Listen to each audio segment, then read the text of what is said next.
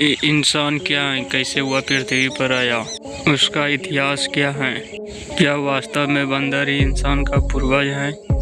ऐसे अनेक सवाल इंसान के मन में आते हैं। इस दौरान धर्म और विज्ञान के द्वारा सटीक विश्वास नहीं मिल पाया है। इसी तरह वैज्ञानिकों और धर्म गुरुओं के बीच इस मुद्दों पर बहस हो चुकी है। विज्ञान और धर्म अपने अपने तरीके से हम मानव शरीर के रचने के पीछे अनेक तथ्य देते हैं।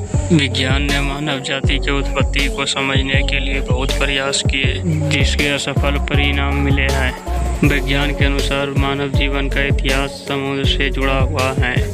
इस धरती पर पहले पानी में रहने वाले जीव ने जन्म लिया, जैसे मछली, पानी में रहने वाले कीटाणु इत्यादि। धीरे धीरे समय का चक्र बढ़ते गया। जल और थल में रहने वाले जीवन आए और अपना जीवन यापन करने लगा। यह जीवन थे मेढक, केकड़े आदि। समय बदलते रहा और प्रकृति अपना कार्य करती रही। कभी बाढ़ तो कभी सुखाड़, इसी तरह जीवन का सिलसिला चलता रहा। इसी दौरान कई जीवों का विकसित हुआ और कईयों का नामो निशान मिट गया। यह क्रम ऐसे ही चलता रहा और डायनासोर, बानर और वन मनुष्य जैसे प्राणी आए। इसके बाद हुआ दो पैरों वाले मनुष्यों का विकास। वैज्ञानिकों द्वारा बंदर ही मानव जाति का रचनाकार हैं। अपने सोचने समझने की शक्ति से धीरे धीरे बंदर जैसे प्राणी भी दो पैरों का इस्तेमाल करना सीख गया और जंगलों से फल, सब्जी इत्यादि तोड़कर अपना भूख शांत करने लगा। आगे चलकर बंदरों के बुद्धि का विकास होने लगा और यह एक मनुष्य के रूप लेने में सक्षम हो गया और चार पैरों का उपयोग छोड़कर दो पैरों पर चलने लगे।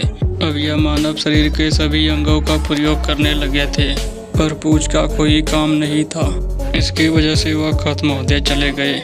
लेकिन मानव शरीर के रीढ़ के हड्डी पर उसके विशेष अभी भी पाए जाते हैं। इस प्रकार मानव प्रजाति का विकास होते गया और मानव एक बुद्धिजीवित जीव बन गया, जिसने अपने जीवन सफल बनाने के लिए प्राकृतिक उपहार का लाभ भरपूर उठाया। और धर्म के दृष्टि से मनुष्य जाति के हिंदू मान्यता के अनुसार मानव बंदरों का विकसित रूप नहीं है।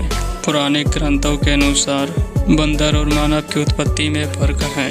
इतिहास की तुलना में आज के इंसान के ढांचे में थोड़े बहुत बदलाव अवश्य आए हैं, जैसे लंबाई, रंग, रूप इत्यादि। लेकिन मानव जैसा प्राचीन काल में दिखता था वैसा आज भी दिख रहा है।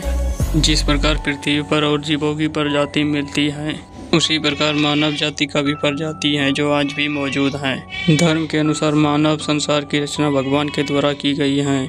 इस संसार में सबसे पहले जो आया था उसी ने मानव जाति को जन्म दिया।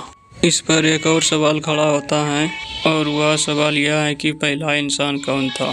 इस पहेली को हिंदू धर्म ग्रंथों के अनुसार सुलझाया जा चुका है। हिंदू धर्म ग्रंथों के अनुसार संसार का सबसे पहला मनुष्य था मनु, जिसके आधार पर इस जाति का नाम मानव जाति पड़ा।